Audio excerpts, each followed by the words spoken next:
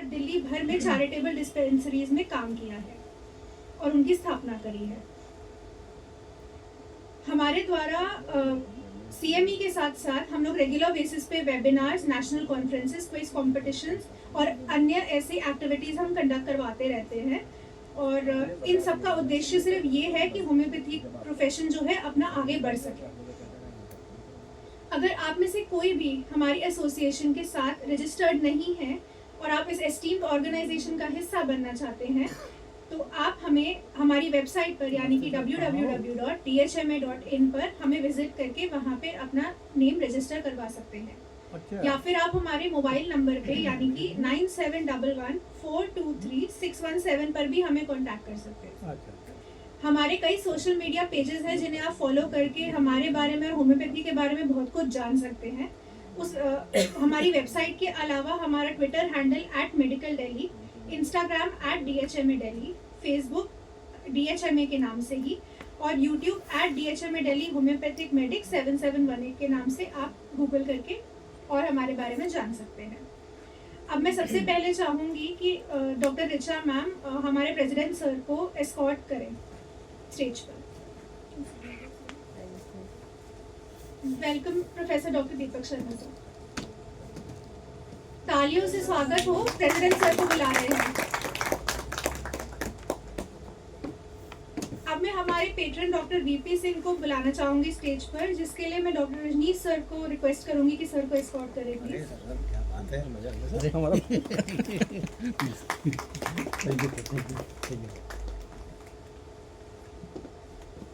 हमारे आज के स्पीकर का भी मैं स्वागत करना चाहूंगी, डॉक्टर कुमार गांधी। मैं डॉक्टर SP वर्मा सर से रिक्वेस्ट करूंगी कि सर को प्लीज एस्कॉर्ट करें स्टेज पर।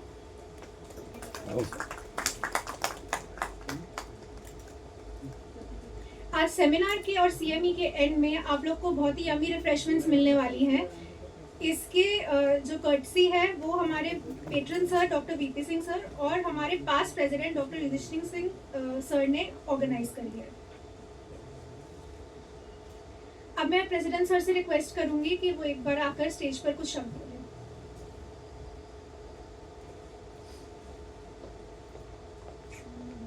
Thank you doctor Deepika. सभी लोगों को नमस्कार।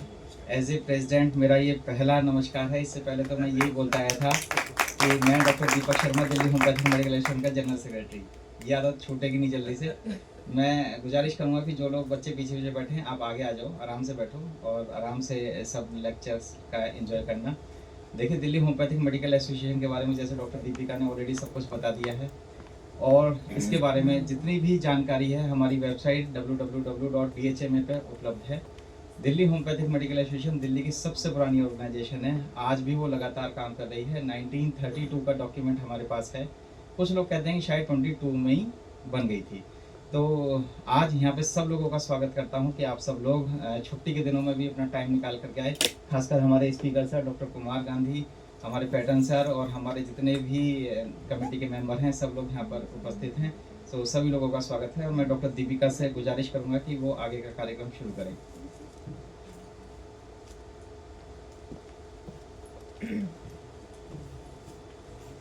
Thank you sir. आप ऐसे ही हमें इस टेन्योर में मोटिवेट करते रहें और चाहे आप सेक्रेटरी रहे हो सर या प्रेसिडेंट रहे हो, आप हमारे लिए बहुत मोटिवेशनल है सर। अब मैं सभी डिग्निटरीज को वेलकम करती हूँ हमारी लैंप लाइटिंग सेरेमनी के लिए। प्लीज आप बताइए।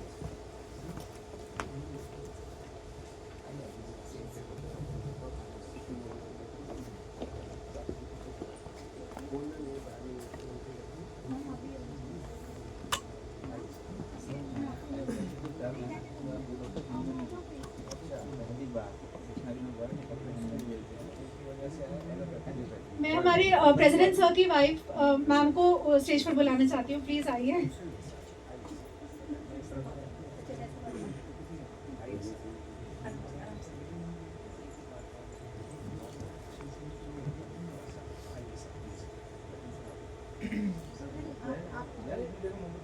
आपको आगे ले जाने का सही दिख जाता है। वो बात ही सही है सर। नाम मिला बोले हुए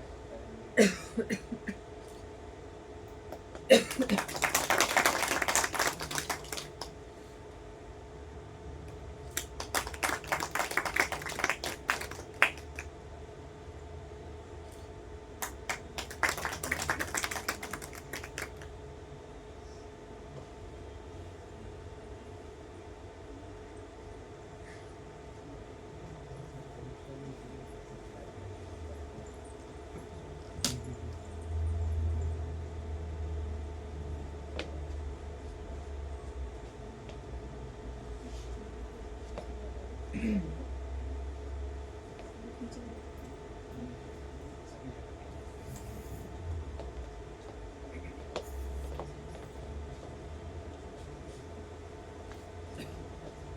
और बिना देरी किए हम एक साइंटिफिक सेशन की स्टार्टिंग करते हैं.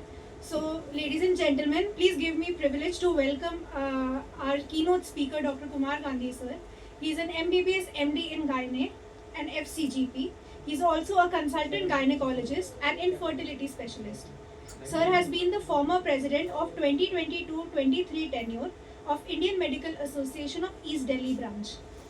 He is also the director of Holy Child Day Care Center, Krishnanagar, and his topic for the day is infertility in females and males, myth versus facts, with keynotes on obesity in adolescent females.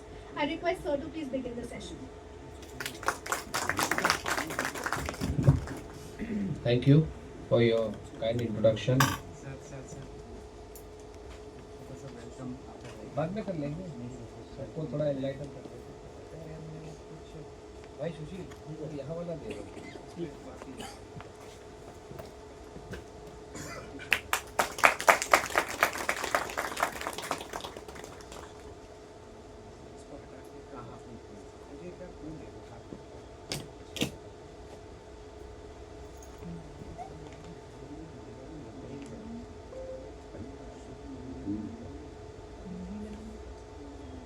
अंदर डाल दो।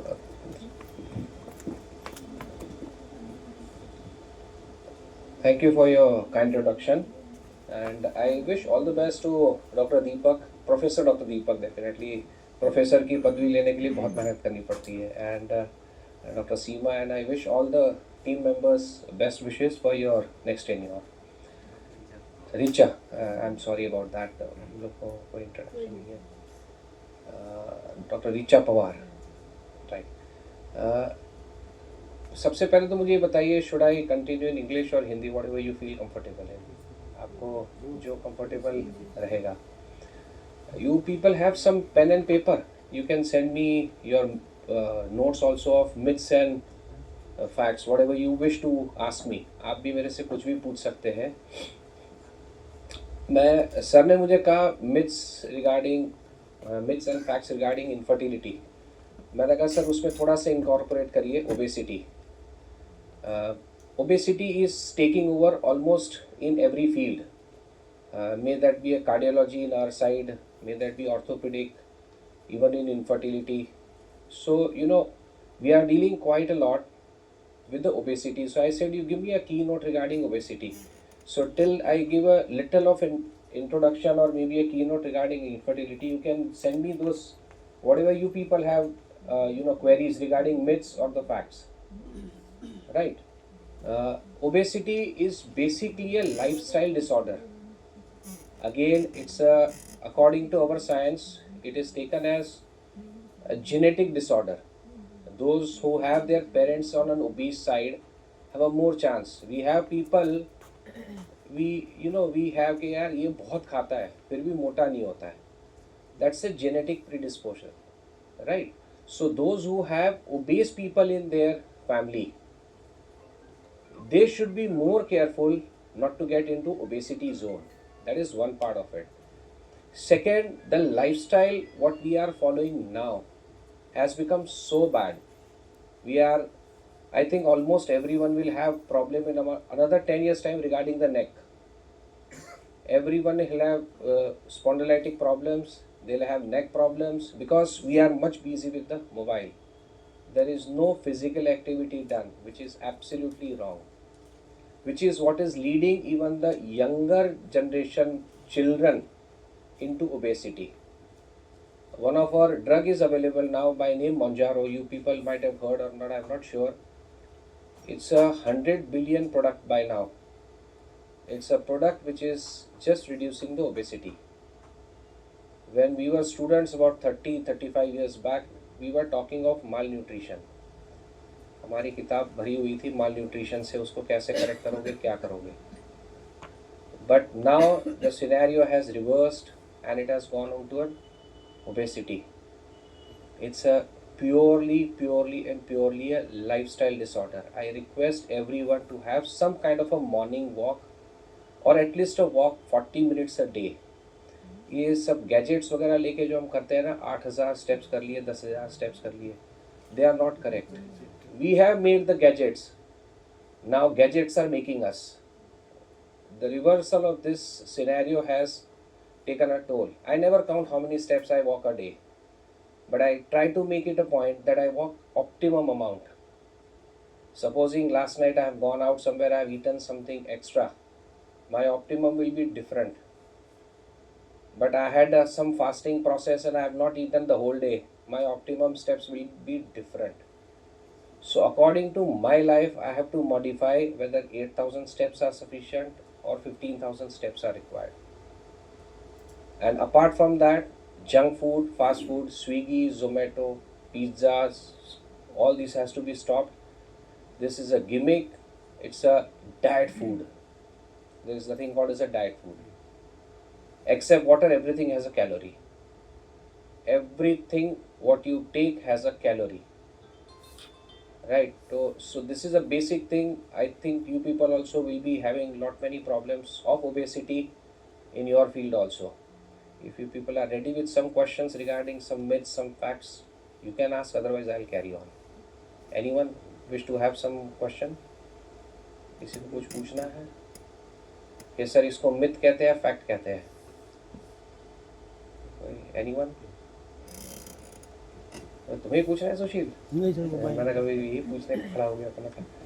ये हमारी branch में भी आता है ना, he comes to our association also, इसलिए सुशील से हमारी भी जान पहचान है. सारी जब भी पकड़ रखा है इसने. तो the first and foremost is, मैं यहाँ से शुरू करता हूँ ओबेसिटी इटसेल्फ में ही. एक बिलीफ है जहाँ 90 किलो वेट है, 100 kg वेट है, 120 kg वेट है. It's a big factor for obesity, infertility. Absolutely myth. मतलब मैं अपने फील्ड में भी कहता हूँ, आप लोगों को भी कहता हूँ, किसी पेशेंट को ये हरासमेंट मत दीजिएगा कि तू अभी 90 किलो की है ना, become 70 kg, then think of pregnancy. That means you are just buying time, wasting her time. Right? It's absolutely myth. I have patients, मेरे पास रशिया का भी पेशेंट है, though she is an Indian but now she is staying there in Russia. I have patients all across in Delhi also, more than 130 kgs, having 2 children. Their ovaries have to function properly. It has nothing to do with obesity. Yes, it has a problem during the process of delivery. It has a complications in pregnancy, but to relate it to infertility is a myth. So try and treat the cause of an infertility more so compared to an obesity. Right? So obesity produces infertility is a myth. Treat according to the disease, whatever factors are there. There are 5 factors we mainly have to see. One is the semen analysis of the husband. Kindly see to that first. मेरे पास आज भी patient आते हैं, 4 साल की infertility treatment चल रही, मैं पूछता हूँ हस्बैंड की रिपोर्ट दिखाओ, सर वो तो कराई नहीं है.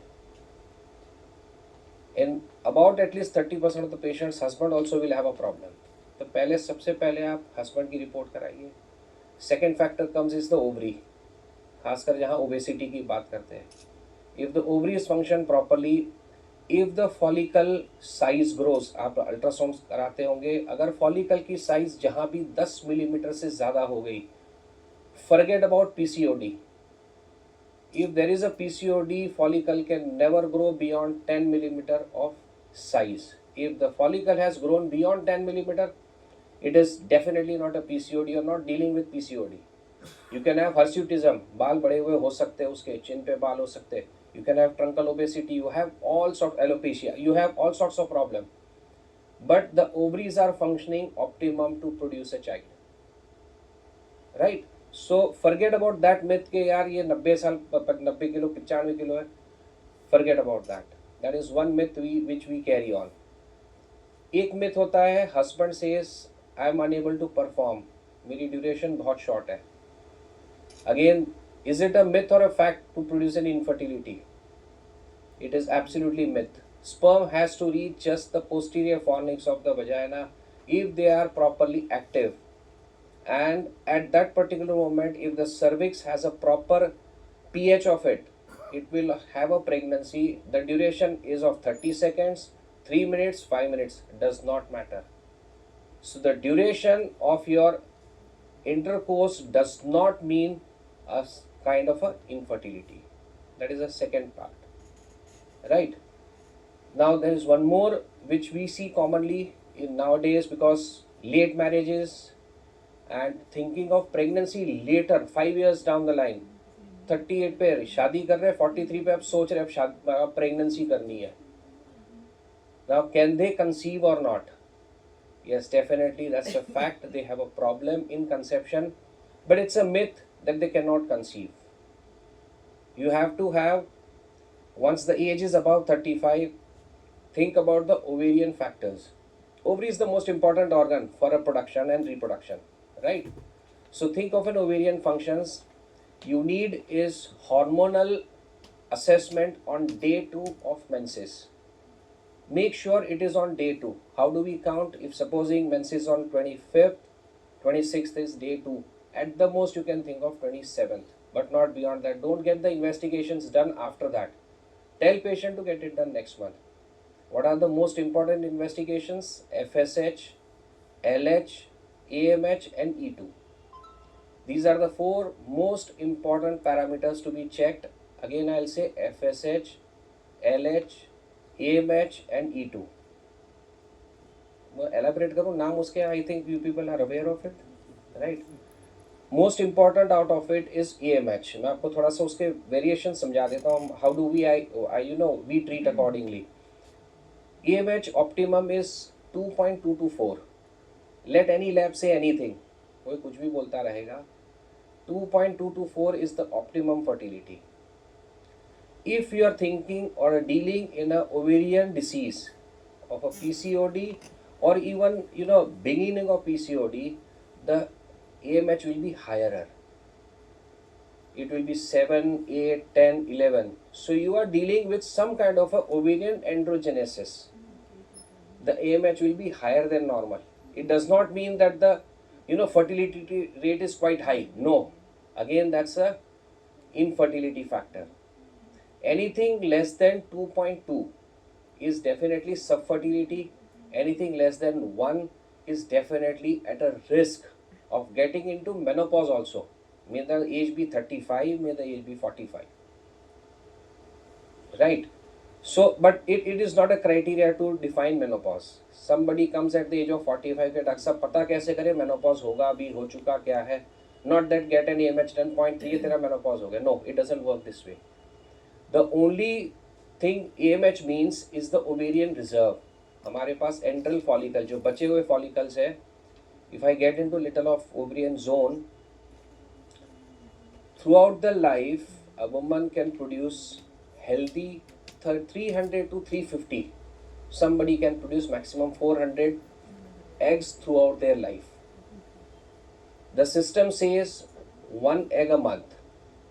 But many literature, at least in our science, says that the follicle keeps continuously growing. एक follicle 14th day पे rupture हो रहा है. There is another one which can rupture on 17th day also, 18th day also. We have a reports of that. इसीलिए किसी किसी की delayed pregnancy भी report होती है. We don't get it on day 3, day 4, day 5. We get it by 10th day, 15th day. कई बार होता है patient कहता है 7वें दिन मैंने test किया negative था, positive है, because the ovulation had occurred little later. So the basic thing of the ovulation is on the basis of AMH. E2 talks about the health of the ovary. AMH talks about the how many follicles are remaining, how many good retrievable follicles, even if we have to do IVF. E2 will talk about the health of the ovary. Follicles बहुत है लेकिन ovary unhealthy है. It will not produce good eggs. And the range of E2 on a good side is 42 to 48. Lab को कुछ भी बोलने दीजिए, you just read that. If it is 42 to 48, it's optimum, it's really nice. ये range even up to 70, 75, 80 तक भी अच्छे eggs produce कराती है, but once it gets beyond 90, it's a problem. The problem again is of quality of an egg. Why do we talk about quality of an egg? There can be a pregnancy but then it can lead to miscarriage. Abortion हो जाएगा. बहुत बार patient आता है मुझे कहता है doctor साहब ये तो ठीक तो है, and you will have more chances of miscarriage than with this. So more the E2 goes, higher the E2 goes, there are more chances of sub quality OVA available.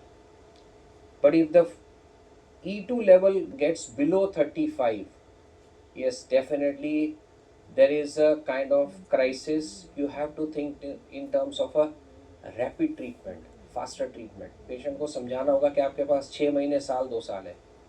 May the patient's age be 35, 38, 42, 48, however it can be. FSH and LH. LH is the one which talks about the quality of ovulation. Ovulation की बात करता है कि अगर LH कम हो रहा है या LH बहुत ज़्यादा हो रहा है. अगर LH बहुत ज़्यादा हो रहा है तो there is no ovulation or a delayed ovulation. But if there is less LH, means ovulation is occurring but the quality of ovulation, 2 bar spike आता है. FSH LH में LH का spike 2 बार आता है. तो जो spike आ रहा है for the transition from egg being mature and ruptured, वो गड़बड़ कर रहा है, इसलिए LH कम हो जाता है. So the quality of ovulation is not good. So LH less, think about the betterment of an ovulation, not in terms of a ovulation itself. And FSH, again the range, FSH LH both have a range of 5 to 11. 5 to 11 is a good range. If it is, I'm talking mainly about LH, FSH. FSH, if it is more than 11, 12, 15, 17, 18, she is nearing towards the menopause. Because FSH is the one, follicle आपको stimulate करना पड़ रहा है, hypothalamus को ज़्यादा signal भेजना पड़ रहा है, pituitary को overwork करना पड़ रहा है. That means even if the follicles are, say, supposing 100 in numbers, but they won't get stimulated. Right? So this is the 4 basic parameters, and apart from that, one very notorious hormone I'll say is prolactin. Get always serum prolactin done. Patient complains of a milk production or no milk production, get the prolactin done. Again, the range should be less than 18. It is 0.5, no problem, but not more than 25. More than 25 definitely will trouble. It will have sub-ovulation again. We have patients with 225, 468 prolactin also. We have a medication known as a cabergoline. We give it once a week, 0.5 milligram. Right, so that's on the other side. But prolactin also is equally important. Semen, if we are talking, it should be in the range of 40 million, 40% active. अगर इतना है तो अच्छा चल रहा है. Right, so that is on a part of fertility. Any other questions you have regarding some myths, facts, something you wish to know? वरना हम थोड़ा सा. Prolactin is also tested after 2 days of menses. Anytime. Prolactin can be checked any day. मतलब generally हम क्या करेंगे, when we are getting these done, get it done along with it. But supposing patient has come with remaining of the test and you have prolactin only missing and she is on day 11, day 17, day 18, get it done. That is not an issue. But rest of the test, it should be day 2. If we are not getting AMH done, supposing 24-year-old lady is there, we don't need AMH. 1800, 2000, 2200 का कुछ test है, why waste money? FSH/LH E2 ही बता देगा. That can be done on day 3 as well. It's AMH which is within 48 hours, rest of the test within 72 hours. और किसी को इसमें कोई query, otherwise I will change the disease a little. Infertility बहुत हो गया, काम हो गया. Now another thing comes is endometriosis. आता है एंडोमेट्रियोसिस आप लोगों के पास भी? Any myth, any fact you wish to know? कोई मिथ आपको पता हो, कोई फैक्ट्स आपको पता हो? Something. Endometriosis again a very notorious disease, more notorious than infertility. कोई query? Endometriosis. Now let's begin. Endometriosis में सबसे पहले हम ये जानते हैं, they have a basic picture of having reduction in their menses, painful menstruation, painful coitus, with the sonography supporting that you have a mass which may be complex. Sometimes they mention it as a blood collection inside, and a TO mass, tubo-ovarian mass. This is what is the sonography report. If patient wants to conceive, has an infertility again, can be unmarried, doesn't want to conceive but has lot of pain. So she has come to you with mainly PMS. Right? They have those menstrual pain and even during the coitus in a later stage. मैं उसके endometriosis के detail में नहीं जा रहा हूँ. But again the myth and the fact. अगर हम सोचते हैं कि can endometriosis produce infertility? Yes, it can. But is it the end point? बहुत सारे मेरे पास पेशेंट्स आते कह रहे डॉक्टर साहब ये बीमारी में तो कहते हैं बच्चा हो ही नहीं सकता है. It's not like that. Right? But one very specific thing about endometriosis, it can never disappear. Disease will never disappear. You can just correct till the ovarian polarity is maintained to produce good eggs, have a pregnancy. Once the pregnancy is done, tell patient to conceive again faster because this endometriosis will return back. So before it returns back, go for another pregnancy. How many children ever you wish to produce, you produce. There is another thing. Is surgery very essential in endometriosis? No. We have good medications available. Even if surgery is to be done, first give medication. There is line 1 treatment, there is line 2 treatment, then there are injectables. Then there is conjugate therapy of tablets plus injectable. If all this has failed, then go for a surgery. If somebody has suggested of surgery directly, at least review another opinion with someone else. Size does not matter. It is the disease which will matter. 10 centimeter का endometriosis है. Is it a more of an infertility kind of a thing or a 2 centimeter endometriosis? Both have a same result. Sometimes 2 centimeter also will trouble more, and at times 10 centimeter also can give you a good result. क्योंकि वो endometriosis एक ovary में है. Second ovary supposing functions good and gets a good egg, and you have a good polarity of uterus, you can have a pregnancy. So the size of ovarian cyst does not depend or define the infertility part. It does not define even the pain factor. What defines is that the involvement of other organs, the pain part I am talking. If along with ovary there is an involvement of tube, involvement of a uterus, there will be more pain. If it is only the ovarian disease, it will have a less pain. Right? How to diagnose endometriosis? By all means. Ultrasound is not 100%. मैं patient को हमेशा कहता हूँ, मेरे पास कल भी एक patient आया था शाम को, कल सुबह आया था, अल्ट्रासाउंड की रिपोर्ट लेके आते हैं suggestive of endometriosis. They can not go beyond this. Ultrasound can not define. उसके पहले 2 दिन पहले की एक रिपोर्ट थी, सर अब तो दूसरी जगह से भी करा लिया, वो भी यही बोल रहे हैं. मैं कहा आप ऐसा करो और 10 करा लो. It will not define anything. मैं एक कप ऑफ टी रखा है, मैं उसको देख देख के बोल रहा हूँ कि इसमें चीनी डली है नहीं डली है. I can not define that. तो बेचारे उतना ही कर सकते हैं. Ultrasound has a limitation to diagnose endometriosis. The best way to diagnose is by means of a laparoscopy. लेकिन हर एक में लेप्रोस्कोपी थोड़ी करेंगे, कोई जिप थोड़ी लगी यहाँ पे के अंदर दूरबीन डाल दिया देख लिया, not possible. So non invasive best technology is MRI, never a CT scan. कभी किसी को CT स्कैन रेकमेंड मत करिएगा.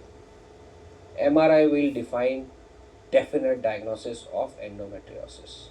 It will define the size.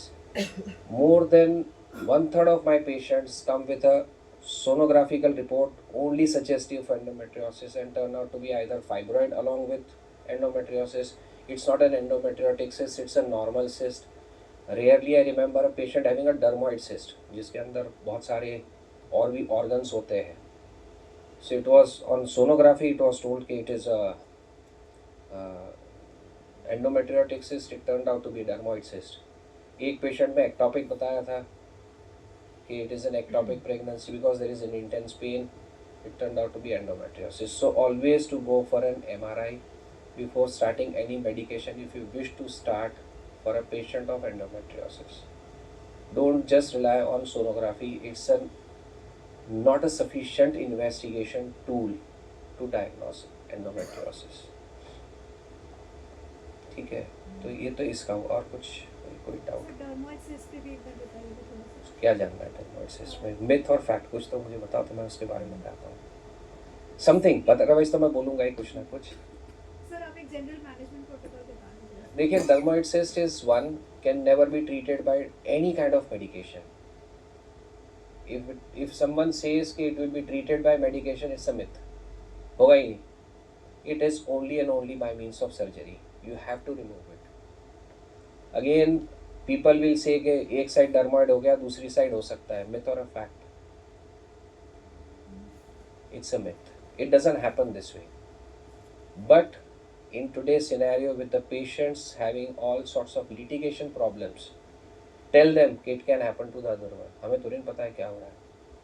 Though the books don't mention it will support you, लेकिन सपोर्ट करने के लिए जाना तो पड़ेगा कोर्ट 10 बार. सो ऑलवेज टेल पेशेंट कि यार जब तक तेरे पास ओवरी है, दूसरे में भी डेंजर है. पहले में कुछ था तो नहीं ना, फिर भी हो गया ना. Though it doesn't happen, but you can be unfortunate because you have been unfortunate once already, so it can happen again, right? But the treatment of dermoid cyst is only and only surgery, nothing else. और कुछ नहीं कर सकते उसमें, कोई उसका अभी तक at least in our science there is no treatment available other than a surgery. Then there is another myth, sir एक ट्यूब कट गई, in cases of say we have ectopic pregnancy, हट जाती है, एक ट्यूब काट देते हैं हम लोग बहुत बार, उसके साथ कई बार ओवरी भी निकल जाती है. So one tube one ovary, sir ये तो प्रेगनेंसी हो ही नहीं सकती. क्यों नहीं हो सकती? सब कुछ हो सकता है. So again it's a myth कि एक्टोपिक प्रेगनेंसी है या कुछ हो गया है, हमने सर्जरी की है, हमने कुछ निकाल दिया है, so patient has a difficulty in conception. No, the second ovary takes over, does everything possible. In another way if I say supposing we do a hysterectomy, जिसमें यूट्रस निकालते हैं in a age of 38 to 45, it's a general practice. We remove only one ovary, not both the ovaries, and if both the ovaries look healthy, we generally remove the right one. लिखा हुआ कहीं नहीं है, it's our operational practice. क्यों ऐसा करते कि right side में अपेंडिक्स है. So if you have a pain in a right side, you are sure the appendix का है. अगर लेफ्ट साइड में कुछ हो रहा है तो ओवरी का है. So two organs can be differentiated this way. Why do we leave this ovary behind? Is that it will function throughout the life to ease the menopause. So the second ovary will take over completely and do everything. It's like दो हाथ थे, cut गया किसी वजह से, बंदे की life नहीं रुकती, सब कुछ हो जाता है. सिर्फ एक या दो चीज़ें शायद वो मैनेज ना कर पाए, but then by God's grace later on takes over regarding those things also. बहुत सारे ऐसे मैंने देखे, एक हाथ कट गया, लेफ्ट हैंड से सारा लिखना, ड्राइंग बनाना, ये करना. ऐसे भी आपने वीडियोस उस पर भी देखी होगी कि दोनों हाथ कटे हुए, पाँव से वो पेंसिल से बना रहे हैं. They are doing wonderfully well, better than all of us. So in dermoid it's absolutely myth कि अगर ये ओवरी निकाल दी है तो प्रेगनेंसी आगे चल के नहीं होगी. सब कुछ हो जाता है. In today's era we have IVF labs available, we have all sorts of things available, so everything is possible. It may cost little higher than normal, but it is possible. और कोई मिथ का कुछ जानना हो, कुछ और है, वरना फिर मैं दिमाग लगा के कुछ पूछता हूँ. मुझे लगा आप लोग कुछ पूछोगे, इसलिए मैं बहुत ज़्यादा मिथ फैक्ट. हाँ बोलिए बोलिए प्लीज़. हाँ, yes, definitely. Smoking is by no means a myth, it's a fact. Smoking, alcohol, tobacco, all three things will have an adverse effect. Out of it, the worst is the tobacco. अगर जो खाते खैनी खाते जो करते हैं, that is the worst. Second worst is the smoking, and third is the alcohol. Alcohol will reduce in generally your performance, but the smoking will definitely reduce your fertility. It can cause infertility. By no means it's a myth, it's a fact. Smoking is a very, very notorious and a bad thing. Smoking has to be avoided, not only in infertility cases, not only in any of those things. Males also should avoid it, and it otherwise should be avoided. वैसे ही दिल्ली में हम 10-12 cigarette तो वैसे ही P जाते हैं रोज़ में. Everyone is smoking, all of us are smoking anyways, right? So smoking is definitely bad, very bad. To ovarian health, it will reduce your even bone density, so you'll have more of an osteoporosis. It will have cardiovascular accidents. It will have TIA, that is transient ischemic attacks. So smoking is really no. Though almost I think every medical colleges have almost all are smokers, though I don't smoke, but most of people are smokers. They take alcohol. Taken together is more worse. Taken individually also is very bad. But by no means any of these things will have any kind of a benefit. कोई benefit नहीं होता इसके. बहुत सारे ये कहते हैं कि can you have erectile dysfunction? Yes, you can have. So name a disease. You can think of a disease and smoking can produce. Right? So smoking is by all means no. Nothing doing with it. और कुछ कोई समस्या कहीं लगती हो? Some myths, other myths you feel के can be. Sir आजकल multinational companies का जो वर्क कल्चर है कि रात में 2-2 बजे तक 3-3 बजे तक काम चलता है, मोस्टली नाइट शिफ्ट्स, उसका इन सबसे कैसा? अगर हम मल्टीनेशनल कंपनी का देखें तो शिफ्ट से ज़्यादा जो प्रेशर है, stress, your target pressure is more killing you than that of working till 3 o'clock. मतलब आप एक मूवी देख के 2 बजे रात को घर आते हो and you go in to think of a cozy zone between husband and wife. It's more cozier than at 3 o'clock coming back और कल सुबह 7 बजे जो है ना मैंने 4 लाख रुपए इधर से उधर ट्रांसफ़र कराना है. So it's not the MNC culture. Multinational company का कल्चर नहीं है. It's the pressure. It's the pressure which kills you more. It's the pressure which gives you less of an everything in trying to achieve something more than what you can think of. So MNC culture is definitely bad, but there is no way out. मतलब मैं कल शाम को waste town गया हुआ था तो बात यही हो रही थी, हमारे स्मॉल हॉस्पिटल्स के बारे में बात चल रही है. जैसे मेरा भी छोटा हॉस्पिटल है, अराउंड 25-30 बेडेड हॉस्पिटल है. 2 मीटर की सीढ़ी बनाओ, 2 सीढ़ियाँ होनी चाहिए. सम नॉर्म्स हैव कम अप. अब जहाँ 100-125 गज का अस्पताल बना हुआ है, अगर 2 मीटर की सीढ़ी बनाएंगे उस बेचारे को एक कमरा भी नहीं मिलेगा किसी को लेटाने के लिए. वो उसमें अस्पताल क्या चलाएगा? So somebody was that way, छोड़ना बंद करना ही से. चल तो रहे हैं, मैक्स चल रहा है, कैलाश दीपक चल रहा है, फोर्टिस चल रहा है, ये चल रहा है. And people also want it. They also want delivery. यार मैं Cloud9 में डिलीवरी करा के आता हूँ. Cloud9 doesn't mean that you are on Cloud9. We know the limitations of that place. But people also want that. Because there is a peer pressure. यार उसके wife ने तो डिलीवरी वहाँ कराई थी, मेरी डिलीवरी यहाँ होगी, ऐसे कैसे होगा? उसने इस बड़े डॉक्टर के नाम पे डिलीवरी कराई थी, मेरा क्या? So that culture of peer pressure, that culture of performance pressure, which is more harmful than the per se the proper thing. Because all the gynecologists that way work throughout the night. जो practice अच्छी करना चाहता है वो 1:30-2 बजे रात को जगता ही है, हफ्ते में 3 से 4 बार. But that doesn't harm that much because that we are having some kind of a good results after that. एक एक्टोपिक का पेशेंट था about I think a month back. मेरे पास शाम को फ़ोन आया कि सर इनको कह दिया है कि आप चले जाओ गंगाराम हॉस्पिटल, आपका ट्रीटमेंट यहाँ कहीं नहीं हो सकता है. मैं कह रहे ऐसा तो नहीं है, हम समझते हैं एक्टोपिक प्रेगनेंसी ठीक है, मतलब मानते हो जाएगा, it will be manage. She was O negative blood group. रात को करीब 11:30 बजे हमने सर्जरी की उसकी. 3rd डे घर भी भेज दिया मैंने उसको. Today also she praises a lot about you. So that work done, job done to the satisfaction of a customer consumer will not lead you to a pressure. लेकिन आप 3 बजे तक जग के MNC में काम कर रहे हो और सुबह 7 बजे वो बॉस का मैसेज आ जाता है. That kills the whole scenario. So it's the work pressure which is more. Why I'm saying that is because in your own setup also you can take that much of pressure. क्या मुझे इतना achieve करना है, ये करना है, ये करना है. So the pressure has to be reduced. Right? मैं हमेशा कहता हूँ आप उतने ही सपने देखो जो आपको लगे कि अच्छे हैं, बढ़िया है, सब कुछ है. Try to achieve something more. You are losing the basic reality of life. So MNC culture is not bad. The work pressure is more bad in every kind of a disease in infertility, at least in infertility. मतलब बहुत बार patient को हम यहाँ तक कह देते कि यार ऐसा कर, इस महीने छुट्टी ले रहे. अभी एक पेशेंट 4-5 दिन पहले की बात होगी कि सर इस महीने जो है ना हम बाहर जा रहे हैं कहीं. मतलब फिर बहुत अच्छा, इस महीने कोई दवाई मत खा, क्योंकि दवाई खाने से भी एक दिमाग चलता है कि यार मैं बीमार हूँ.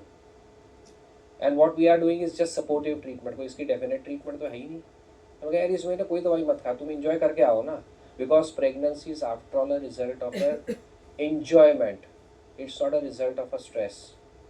If it is a result of a stress, then it's a rape. then it's not a normal daily routine work. Daily routine work आप enjoy करो, it's a result of your enjoyment. So MNC culture doesn't have infertility, but the work pressure is definitely can have. और कुछ देखो, कुछ लोग पूछने लगे, अच्छा लगा, और कुछ so even we can think beyond, वरना मैं अपना सोचता रहूँगा, मैं अपनी बता के चला जाऊँगा.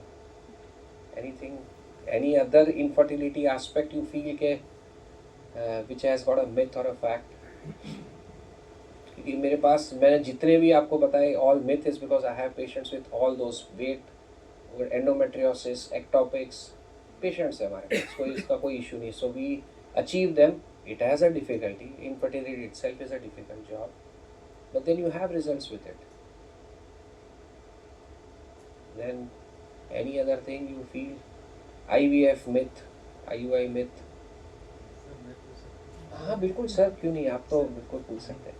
सर जेनेटिक फैक्टर्स हैं, हाँ. उनका infertility में कितना वो है, दोनों साइड से ये तो sir genetic will not have an effect. मतलब जैसे कि what I can understand your question कि अगर एक सिस्टर को इनफर्टिलिटी तो दूसरे को होने के chance, this is what you mean to say. No, it doesn't work. अगर मौसी को थी, माँ को थी, तो बच्चे को हो जाएगी. और जो लेडी को इनफर्टिलिटी हमने ट्रीटमेंट दी है, उसकी अगर फीमेल चाइल्ड हो रही है, उसका ऑफस्प्रिंग मेल है, उनमें infertility, no, it doesn't work. Because infertility is per se a disease of that particular body. is because of that body's some kind of a sub-physiological changes. Some sub-physiological changes because of self-inheritance, self-adjustment, self-doing. तो उस वजह से हो सकता है. जैसे कि asthma है कि आप सोचते हो इनहेरिट हो जाएगा, ये इनहेरिट नहीं होगा.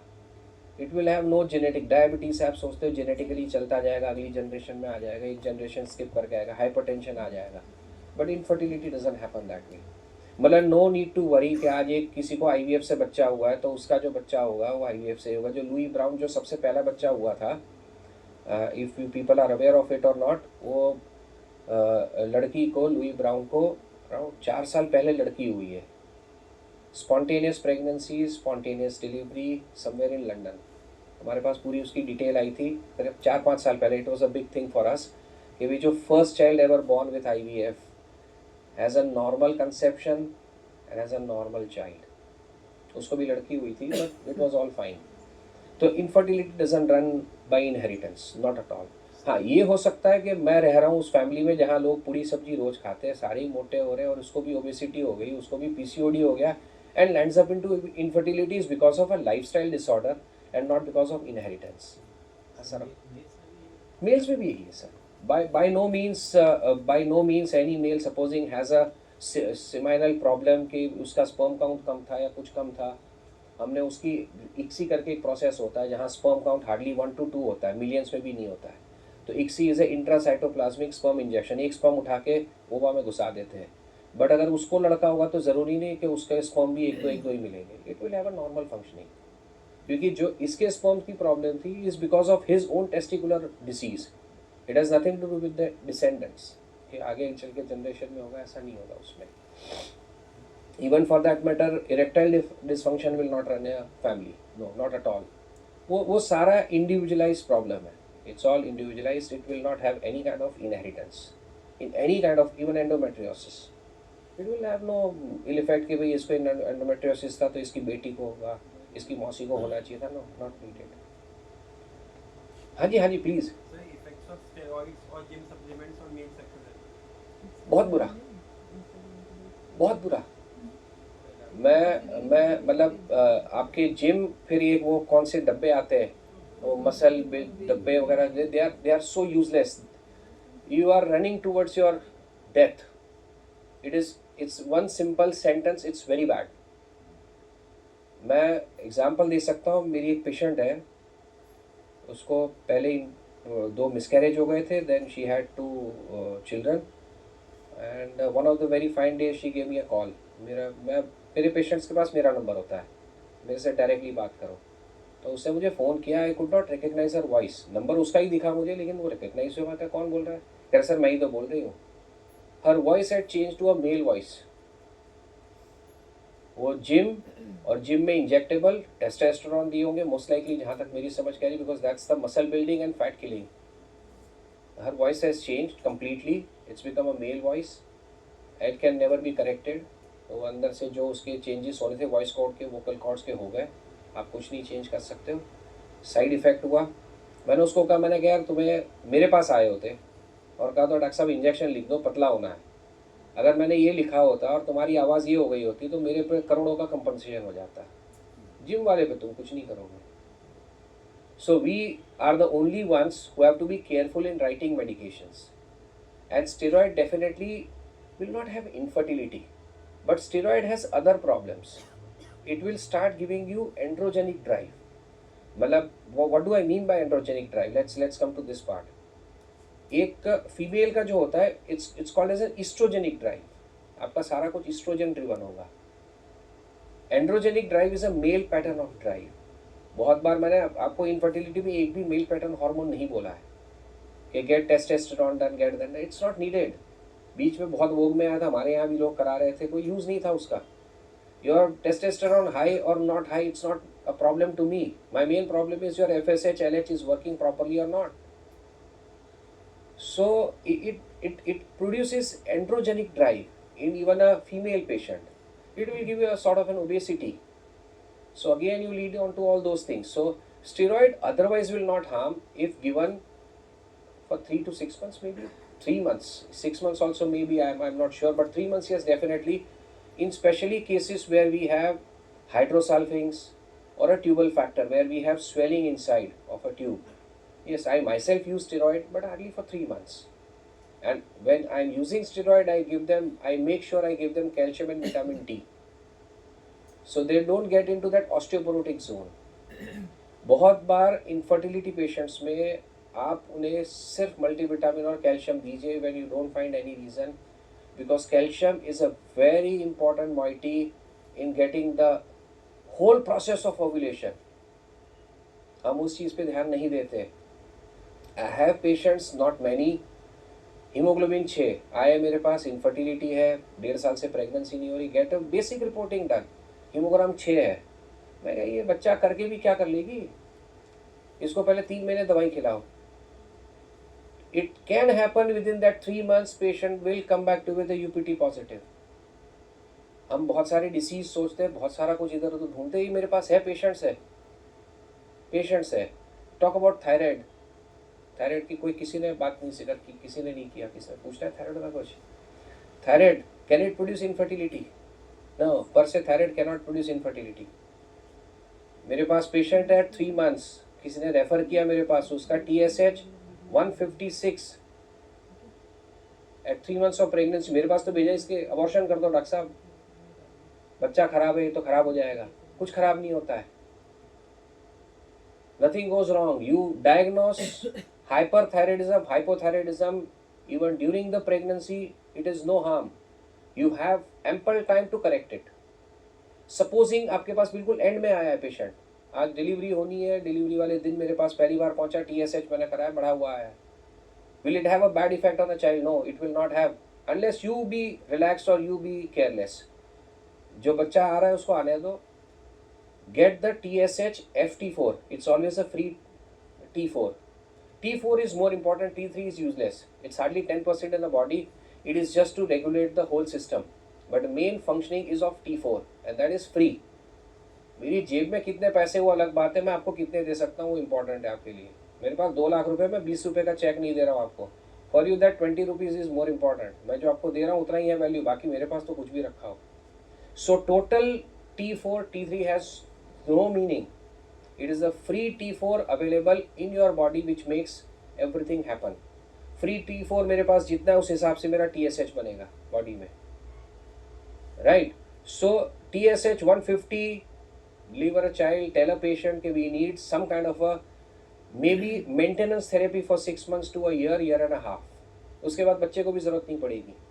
That child will not develop thyroidism later on in life. No, it doesn't. It doesn't run that way.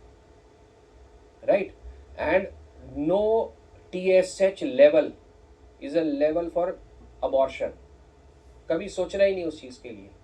Don't even think about it. And start with it cannot produce infertility. मैंने शुरू तो वहीं से किया था, क्योंकि बहुत सारा ये भी मिथ है.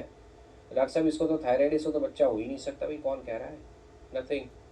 आई हैव पेशेंट्स, एम्पल पेशेंट्स, और मैं एम्पल कह रहा हूँ of 100+ TSH on a day, जिस दिन पता चल रहा है डायरेक्टली, उस दिन आप पहली बार ब्लड टेस्ट करा रहे हो, पता चल रहा है। Then there is another thing which is thalassaemia. Thalassaemia deal करते हैं आप लोग थोड़ा बहुत? थैलेसीमिया माइनर था, मेजर तो हो भी नहीं सकता है। What is the difference between thalassaemia minor and major? कोई थोड़ा बहुत आइडिया, बेसिक आइडिया? मैं बेसिक आइडिया चाहता हूँ। I am also not a haematologist. अभी कोई हेमेटोलॉजिस्ट या कोई बैठा होगा, मैं भी पीछे हट जाऊंगा, छोड़ यार ये टॉपिक पे बात नहीं करते हैं। But a basic what I should also know, what you should also know, मैं उसके बारे में बात कर रहा हूँ। Thalassaemia basically if you take is a blood disorder, major is a blood cancer, minor is what we carry a disorder. Minor सब में हो सकता है, किसी में भी हो सकता है, एनीवन कैन कैरी। और जो थैलेसीमिया माइनर है उनका हीमोग्लोबिन हमेशा कम रहेगा। It will not have more than 9.5-10 haemoglobin, आप कितना ही दे दो उसे, ठीक है। तो a patient coming to you with persistent low haemoglobin, go for a thalassaemia test. बहुत सिंपल टेस्ट है, 3 दिन में रिपोर्ट आ जाती है, बता देते हैं, इंटरप्रिटेशन में लिखा होता है कि थैलेसीमिया माइनर है, नहीं है, क्या है, क्या नहीं है। Thalassaemia major has a life of 12 years। तो जो आपके पास पहुंच रहा है वो 12 साल के बाद का पहुंच रहा है, तो उसको मेजर तो हो ही नहीं सकता है। Let's be clear about it. So thalassaemia major is out of question for any one of us. मैंने भी कभी, वो हेमेटोलॉजिस्ट का काम है, मेरे पास भी कोई नहीं आता है। But why thalassaemia is important? अगर थैलेसीमिया माइनर हर एक में कराना है, by WHO it's a compulsory thing. Every pregnant woman has to be offered with a thalassaemia blood test. There is a basic reason behind it. अगर उसका thalassaemia positive है, मतलब she comes out to be thalassaemic minor, कुछ भी हो सकता है, उसमें वेरिएंट्स आते हैं, बॉम्बे वेरिएंट, फलाना वेरिएंट, बहुत सारे वेरिएंट होते हैं, मुझे भी उतने याद नहीं है, around 160-170 variants are there. But then you have to get the husband's thalassaemia done. If both are positive, both are thalassaemic minor, child has 50% chance of a thalassemia major। तो आपको उसको समझा के रखना है, करना कुछ नहीं उस वक्त, कोई ब्लड टेस्ट अवेलेबल नहीं, कुछ नहीं कर सकते, कोई जांच नहीं, कुछ नहीं है।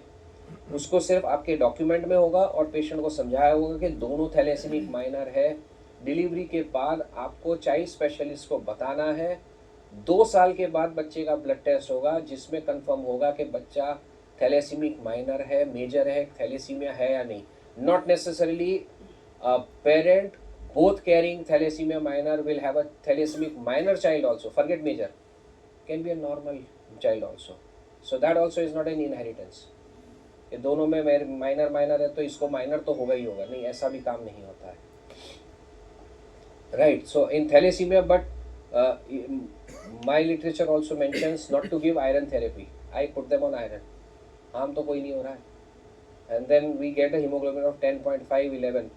उसका एक रीज़न है, आज की टेक्निकल रीज़न है। If I don't give iron, doctor साहब ने लापरवाही कर दी, गोली ही नहीं खिलाई, बेसिक खून बढ़ने की दवाई नहीं खिलाई, तूने तो खाई, तूने खाई, सब ने खाई है। They will not understand the literature के thalassaemia minor does not require iron therapy. Again मुझे कोर्ट जाना पड़ेगा समझाने के लिए, जज को भी समझ में नहीं आएगा। About 3 or 4 years back we had a case where a judge sentenced 25 lakh rupees of compensation to a patient who underwent laparoscopic cholecystectomy। क्योंकि जज का कहना ये था, आप समझ रहे मेरे ख्याल से, लेप्रोस्कोपिक कोलिसिस्टेक्टमी की, जिसके पित्त की थैली में पथरी है, गॉल स्टोन है, पित्त की थैली समेत निकलेगा। वो जज कह रहे हैं पित्त की थैली निकाल दी, इसको तो तुमने वो कर दिया, क्या उसने कुछ सेंटेंस यूज़ किया था, सिर्फ पथरी निकालनी चाहिए थी इसके अंदर से, 25 लाख का कंपनसेशन दे दो। Then it went to the higher court and then it was reversed। So judges are also equally intelligent in this matter, they are otherwise very intelligent, but science they also don't know। अरे iron की गोली, हाँ ये तो मेरी बहू ने भी खाई है, मेरी वाइफ ने भी खाई है, इसने खिलाई नहीं, तो बड़ा गलत काम कर दिया भाई, लगा दे डॉक्टर साहब 25 लाख रुपए जमा करा दो, देखी जाएगी बाद में। So for that litigation part, put them on a medication। Investigations में भी मैं हमेशा कहूँगा, feel free to write investigation, patient doctor change कर ले, नो इश्यू। हमारे पास बहुत रिपोर्टिंग है इस चीज़ की इसको पाँव में दर्द था, फलाना था, कुछ था, डॉक्टर साहब एमआरआई नहीं कराया, गलती की आपने। आप लिख दो, यू फील कि it is too early to write, say that कि भाई 3 weeks time, if you don't improve, go in for an MRI, go for an escalation of a test. Always mention it that way, this may not be sufficient, I may be thinking something more than this, to avoid litigations. Nobody is your friend. Every walking patient is a potent litigant. Remember that. हमारे sentences शुरू होते हैं जहाँ legal talk शुरू होती है. Every patient 25 साल की treatment, आज उसका बच्चा मैं पैदा कर रहा हूँ, she also can be a litigant. वो माँ भी litigant हो सकती है, कुछ भी हो सकता है, कोई भरोसा नहीं कहाँ कौन जाएगा, right? और कुछ थैलेसीमिया का हुआ, और कुछ एनीथिंग एल्स में भी दिमाग में। हाँ सर, AMH का वो कंट्रोवर्सी में है, कुछ लोग कहते हैं कि उसका कोई रोल नहीं है, कुछ लोग कहते हैं कि नहीं। देखिए मैं मतलब if you ask me in my practice, I don't know what literature, because literature can be pharma driven, can be anything, but yes definitely AMH is a very significant role. I'll tell you in a way, आप लिखो, मैं आपको समझाता हूँ थोड़ा, you will understand what I mean. I have a patient of about 4 years infertility, an age of 32. FSH-LH is normal, we talk about E2 also is normal, but AMH is 0.3. मैंने नहीं करा, किसी ने करा के मेरे पास भेज दिया है 0.3. पेशेंट तो पैनिक मोड में है, रिपोर्ट देख के मुझे भी लगे यार 0.3 means I have just talk about half an hour back the significance of 2.2 to 4. So she is in a category of subfertility, but she is at an age of 32. मैंने सबसे पहले वहाँ से शुरू किया, 32 year walking into my OPD with 0.3 AMH. तो मैं उसको बोलूँगा यार 6 महीने साल आराम रख, अभी कोई ऐसी आफत नहीं हो रही है, will repeat this test after 3 to 4 months, 6 months. हो सकता कोई रिपोर्ट में भी गड़बड़ हो. Getting my point? हर एक रिपोर्ट जरूरी नहीं ठीक हो, तो report also may be questionable. So after 3 months or 6 months will repeat. I always tell patients, मेरी कोई भी दवाई इस रिपोर्ट को सुधार नहीं सकती है, ना इसको रोक सकती है. Means it can not make it from 0.3 to 0.4. If it has happened, that means that 0.3 was wrong itself. Don't give me any credit for that particular 0.1 increment by my medications. No, it doesn't happen. It doesn't happen. I am just giving a supportive treatment. And from 0.3 it becomes 0.2. Don't blame my medications. कि doctor साहब दवाई खा के भी कम हो गया, वो होना ही है. That's the way life is. But at the age of 32, 33, we have patients जो कह रहे सर कह रहे बिल्कुल इन vogue है, everyone is getting it done. Actually, the worst part is AMH is getting done at a wrong date. मैं patient को पूछता हूँ कब करें, सर 22वां दिन था, 25वां दिन था, वो कोई यूज ही नहीं उसका. It's not giving me any inference at all. 8.3 is not giving any valid reason to me to start thinking in terms of PCOD or to start in terms of thinking of a lack of ovarian reserve. It doesn't work that way. It has to be day 2, day 3, day 2, no 3 business of AMH. But if a patient has walked in at a age of 42 with the same reports, my working pattern will differ completely. I will say get your AMH with other tests done next month. 1 महीना आपके पास समय है, घर जाके सोचो. It's so very significant. You can get into menopausal zone anytime. आप IVF की तैयारी शुरू करो. If you are planning for a pregnancy, अगर आप सोचते हो कि प्रेगनेंसी चाहिए, प्लान करो. There are 2 basic thing in it. आप IVF लैब में जाओगे. First month they may go for a your own egg cycle. आपका अपना एग लेके साइकिल करे, IVF करे. They may think of a good embryo. अगर एम्ब्रियो अच्छा आता है, they may go for a ET, embryo transfer करे. हो सकता है ना करे कि if it is not a 6 cell 8 cell cycle तो आपको वो ना करे. And then you may have to think of a donor egg. And if that also you are not thinking, because it gets into a cost. If you are not thinking, think of an adoption. So my thinking differs according to the age with AMH. At 30, 32 AMH person coming to me with any kind of a lower AMH, I am still relaxed. यार इसके पास 5-7 साल तो technically दिखाई दे रहा है. But at the age of 38, 40, 42, 43, it works differently. So, sir, AMH has a significant role. very significant if done in a proper manner. See, I always tell everyone, every science is a good science. आपका science भी बहुत अच्छा है. मैंने OT के patients उठा के बिठा दिए, वो किडनी स्टोन के लिए सर के पास भेज दिए, सर्जरीज अवॉइड हो गई है. So every science is a good science if practised in a scientific manner. अगर मैं नॉनसेंस करूँगा 22वें दिन पे इमेज करा रहा हूँ, then I am trying to treat, then it's getting into a useless zone. So you have to use scientific acumen to do any and everything. Everything is good. एक ज़माना था, आप पुराना हमारा शास्त्र खोले, नाड़ी शास्त्र. हमारे प्रोफेसर मेडिसिन के आज भी he is there, he was a principal dean then. मेरी आज भी उनसे कम्युनिकेशन है. तो he started on a pulse, नाड़ी शास्त्र, and it is correct. Pulse देख के लोग बताते थे प्रेगनेंसी है नहीं है. That science was there. Now only thing we don't know. So we are not talking about it, we are talking about pregnancy test, we are talking about beta HCG, because we have lost that basic culture of finding out pregnancy or no pregnancy by means of a pulse. But it was there. So proper judicious use of your science, scientific knowledge and acumen, you will not go wrong. Your AMH is of use. मैंने क्या बोला, 28 साल की lady आ रही है, आप AMH कराओ ही मत. Why waste money? आपको प्रॉब्लम हो रही है 28 की एज पे, आप बाकी 3 चीज़ करा लो, FSH, LH, E2. I tell patient also, मैं ये गोला बनाऊंगा कि ये मैं रिपोर्ट नहीं करा रहा हूँ. At your age we don't need. Had you been 33, 34, 35, I would have thought of it. Not at the age of 28. Why I waste money of someone. अगर मुझे PCOD भी डायग्नोस करना है तो भी मुझे ज़रूरी नहीं है AMH कराना है. Then also I don't need. There are other ways of getting PCOD checked. Why do we think about only means of AMH? So scientific rational use is good, no problem. AMH का. और कुछ sir? और कुछ किसी का कोई myth और कोई रह गया कुछ फैक्ट? हाँ बताइए. देखो हो गया ना कुछ मिथ फैक्ट है. सर अगर किसी लेडी को मेनार्क से PCOS है तो उसको जल्दी मेनोपॉज होने के चांसेस है या फिर उसे जल्दी कंसीव करने का सोचना? नहीं. सी हम पहले शुरू करते हैं. PCOS आपने कहा, right, at menarche. How do you diagnose PCOS? Let's come to that part first. फिर आगे की बात करते हैं. सर है 2-5 मिनट है हमारे पास. 2-5 मिनट है ना, 2-5 मिनट तो है ना.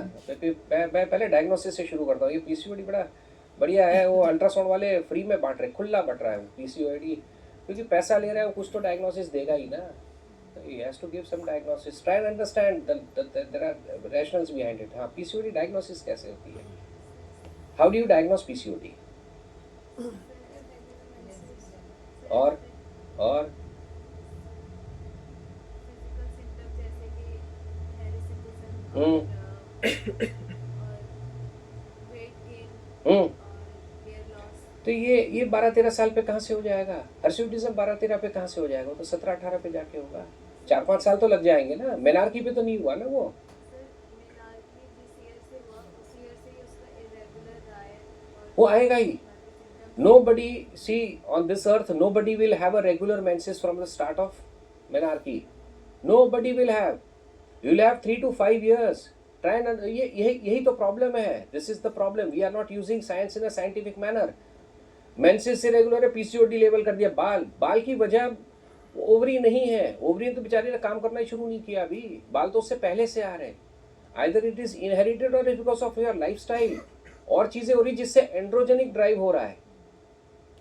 और चीज़ें हो रही है, ओबेसिटी हो रही है, या आप एक्सरसाइज करते हो कि मेरा वजन बढ़ गया, मैं जुम्बा स्टार्ट करूँ, मैं ये करूँ वो करूँ, तो आपका एंड्रोजेनिक स्टार्ट हो गया drive before even you think of oestrogenic drive.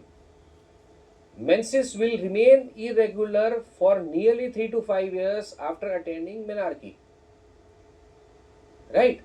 तो उस दौरान में आप डायग्नोसिस कैसे करोगे इस चीज़ की? PCOD can not be diagnose this way. Ultrasound पे भी डायग्नोस नहीं होता है. And if you want an ultrasonographical diagnosis of PCOD, it is always a TBS.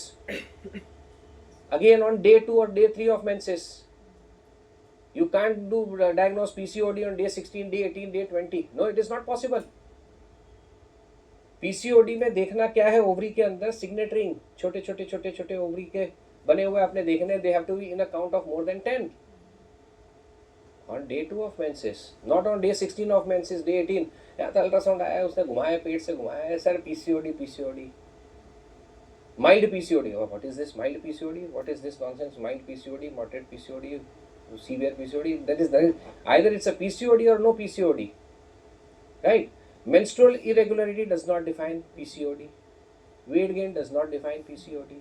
Hirsutism does not define. Yes, they all tell you it may be. There is a differential diagnosis. One of them is PCOD, but that is not the diagnosis. और क्या हो रहा है कि we are making our diagnosis narrow by means of PCOD. हमने उसकी treatment शुरू कर दी. Patient will not respond. So the diagnosis is going wrong because there is too much of dependency on the ultrasound. मैं patient को हर बार पूछता हूँ ultrasound 16-17 साल की लड़की PCOD, मैं कहा कौन से दिन पे कराया था? डॉक्टर साहब वो तो पता नहीं है. अल्ट्रासाउंड वाले को भी नहीं पता है. He is also not interested. आया पेशेंट घुमाया अल्ट्रासाउंड PCOD लाइक पिक्चर है. What is this PCOD like picture? It doesn't work this way. So your question basically, let's begin with that part now. Okay, anyone having a PCOD from the menarche, it doesn't happen that way. But if anything happens early, does not mean it will, cease early. No, it won't. What happens is, there is another way of looking at it. What we are facing now as a gynecologist is we are having menarche age reduced from 13 to 7 and 8. मेरे पास patient है 8 साल के बच्चे के menses start हो गए, 9 साल के बच्चे के मेंसेस स्टार्ट हो गए. Does it reduce the growth of a child? Is a myth or a fact? It's a fact. It reduces. ऐसा नहीं है कि बिल्कुल stunted हो जाएगा, but some amount of whatever blood was there for the growth has been drained out. So what we do in these type of patients, we give them GnRH analog injectable once a month till age of 11, till age of 12, till age of 13. जब तक हम चाहते हैं कि इसकी optimal growth, physical growth, height, build जो भी होना है वो हो जाए, उसके बाद उस मेडिसिन को बंद कर दो GnRH को. इन अ मंथ एंड हाफ और 2 they start having regular menses. जो हो रहा है उसके बाद रेगुलर हो रहा है. Yes, in those patients who start early menarche can have an early menopause. Yes, that part I can understand, क्योंकि मैंने आपको समझाया you have 30 good years of your reproduction. So start your reproduction early, it will end little early. You will be exhausted early. आपके पास है ovary में 300-350 fruitful eggs, इससे beyond नहीं है किसी के पास. By no means you can produce. God has given only that much. तो अगर आपने 7th year पे स्टार्ट कर दिया तो 37, 38, मैक्सिमम 40 पे सब बंद हो जाएगा.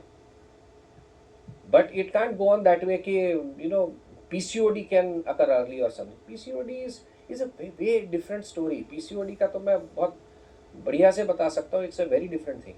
PCOD इस तरह से नहीं होता है. It's been overdiagnosed. It is there.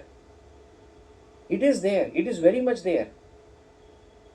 लेकिन ये जो सोनोग्राफिकल डायग्नोसिस है ओवरडायग्नोस हो रहा है. And in that we are getting into wrong zone of a treatment. Treatment हम सही नहीं दे रहे. इसकी अगर वैसे मेरे से पूछो, by definition there is nothing called as a proper diagnosis. What you have to do is treat the symptoms which you are feeling of PCOD. जैसे हर्स्यूटिज्म है आपके पास, अब हर्स्यूटिज्म को प्रिवेंट करने के लिए जो मेडिकेशन है आप उसको यूज करो, ना को PCOD को ट्रीट करोगे. What we think is correct PCOD, hirsutism will reduce. No, it will not reduce. Supposing somebody has obesity, PCOD में obesity होगी, hirsutism होगा, alopecia होगा. We treat those things simultaneously, give some kind of OCP support. OCP support I am saying. I am again not talking of treatment. I am not talking of metformin. I am not talking of what your science will be talking of PCOD treatment. I am not talking. Just give supportive treatment. Take 6 good months to diagnose that it is PCOD. एक ultrasound पे PCOD diagnose करके treat मत करिए. Take your own time, क्योंकि PCOD lifestyle disorder है. Modify करो ना उसको बोलो ना बर्गर मत खा. See it's something totally different. Correct it in a natural way then that of getting, क्योंकि डायग्नोसिस इसकी करनी है. सबसे इंपॉर्टेंट मैंने कहा कि vaginal ultrasound, that's the way you can diagnose PCOD, और कोई इसका तरीका नहीं है. अब अनमैरिड में आप कैसे करा लोगे? TVS हो ही नहीं सकता है. I tell the patient, In a very very grave situation we think it's a TR then. Transrectal sonography भी होती है but again I said in a very grave situation जहाँ पे the disease has progressed so badly that it can endanger the life of a patient. तो उसको सोचो, वरना इतना कोई PCOD किलर डिसीज नहीं है। और 13-14 साल में तो आपको इनफर्टिलिटी भी नहीं होनी है, वो तो होनी है 16-18-20 साल 22 साल 24 साल। You have good amount of time, take your time before starting a treatment bombarding on the ovary, don't do it. Menopause क्या 50 से ऊपर तक भी जा सकता है? सर अब बहुत ज़्यादा आपका बहुत वैलिड क्वेश्चन है, और इट्स अगर मेरे से आज से 3 साल पहले पूछा होता ये सवाल, मैं 2-3 साल पहले भी एक लेक्चर ले रहा, I would have told it's a myth, but it's no more, it's a fact that menopause age has been delayed.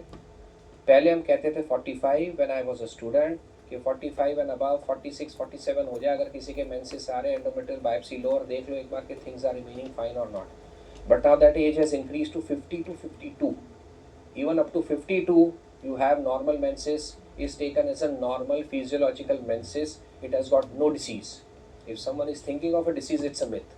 The fact is that now till 52, you have a good amount of menses.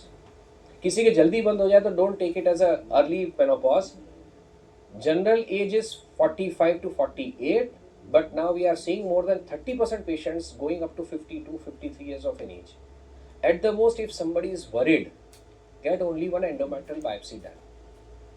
उसको बोलो एक biopsy करा ले, अपनी report check करा ले, अगर उसमें सारे सेल्स नॉर्मल है, nothing to worry, forget it. तो वो हो सकता है, but age has definitely changed, age bar has changed to 51, 52, 53 even at times. पहले तो हम 45 के बियॉन्ड, मैं कहता हूँ, मैं खुद 3 साल पहले बोल देता कि इट्स अ डेफिनेट थिंग कि आपको सोचना है ये disease, but now we don't take it any longer a disease up to age of 52 is a good age, no problem, कुछ नहीं होता है।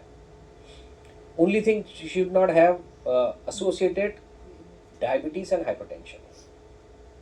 अगर शुगर है तो first thing rule out कि there is no other problem, क्योंकि एक हम कहते हैं corpus cancer syndrome, it is endometrial cancer, diabetes and hypertension. So diabetes and hypertension should not be there. A patient should be asymptomatic with those things, not even on a medication. Medication भी है तो 45 and beyond में एक बार check करा लो और कुछ नहीं करना है। But if patient is normal, क्योंकि जनरली फीमेल में डायबिटीज वगैरह बहुत कम देखते हैं, 52 is a good age, no problem. और कुछ नॉट मच मेरे पास, क्योंकि बहुत सारे ऐसे पेशेंट है 160 120 BP.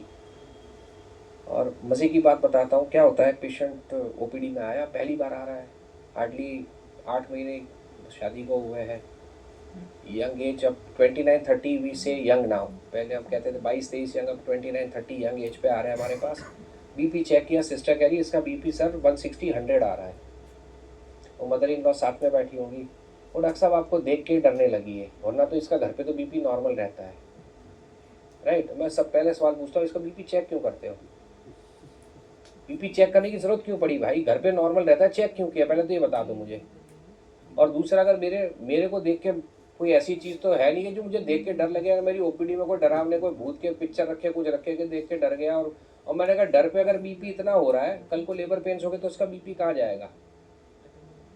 So it doesn't produce infertility, but your point another way, if I say we are seeing more commonly hypertension in a young age. Again it's a lifestyle disorder. Lifestyle दोनों आ गई, एक MNC lifestyle भी है जिसमें भी hypertension हो रहा है, और दूसरा सेडेंटरी लाइफस्टाइल हो गई, बैठे बैठे काम करना है पूरे दिन। हम पूरे दिन बैठे रहते हैं, हम कहीं ना कहीं बैठे, गाड़ी चला रहे तो बैठे, कहीं जा रहे तो बैठे, सिनेमा देख रहे बैठे, मोबाइल देख रहे बैठे। So that sedentary life is giving all these diseases to us early. जो हम 45-40 की एज लेते थे for hypertension, now we are seeing at 28, 30, 24, 25। So yes, hypertension has come early, in an early age, but it does not produce infertility. It will produce complications in pregnancy. It is a separate story. Pregnancy में क्या complications, कौन सा disease करता है, you can ask me again, I will come again, no problem. हम फिर एक बार खुद बैठेंगे, सर जब कह देंगे आ जाएंगे, सर की सेवा में हमेशा तैयार है। ठीक है ना? ठीक है सर, और कुछ? सर ये डिलीवरी के हाँ। पहले पीरियड पे भी कंसीव कर सकती है? यस, बिल्कुल।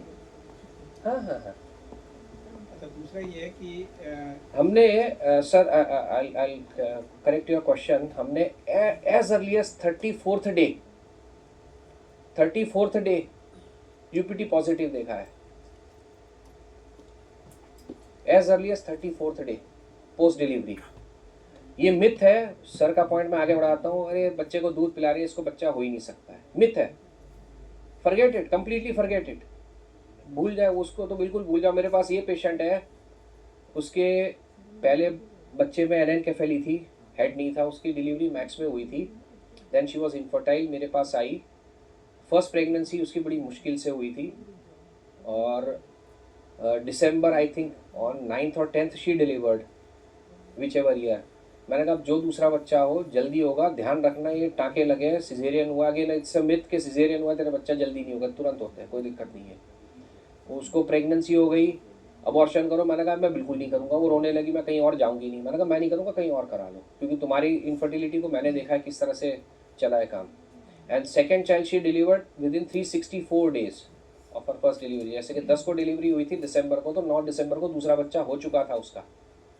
So as early as 34th day we have seen, as early as 39th day you can get fetal heart on an ultrasound. 39th day पे आपको मिल सकता है fetal heart. Not that के it is common. Commonly it is 42 days, but as early as 39th day you can get a fetal heart also. मतलब nature भी इसमें कुछ role है। सर हम कुछ है ही नहीं। Let's put it very frankly, we are nothing. It is all nature. We are just the messengers, we are just little bit of guide here and there. We are basically just trying to understand the science. जैसे 3 साल पहले मेरी understanding थी कि 45 is a menopause, मेरी understanding change हो गई 54 also is a good age for a menopause, not a problem. We are evolving in our understanding, that's the only thing. Thank you so much, sir, for such an enlightening session. And mostly questions have been